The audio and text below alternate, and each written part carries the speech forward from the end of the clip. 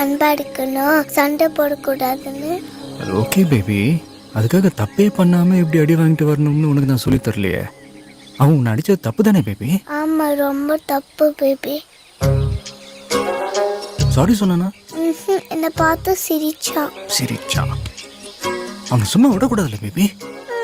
இப்போ ரோட்ல ஒரு மாடு இருக்கு. இரும்பு மாடா பசு மாடா? ஏதோ ஒரு மாடு. இப்போ அதுகிட்ட நீ போ அப்படின்னு சொன்னா அது போகுமா? போகாது. போகாதுல்ல. அது முதுகுல ரெண்டு தட்டி தட்டி போன்னு சொன்னா தானே போகும். போதும். அதுக்கு பேரு வயலன்ஸ் இல்ல பேபி. அதுக்கு புரியுற பாஷையில அதுக்கு சொல்றது. ஓ பரணடா குட்டா பேபி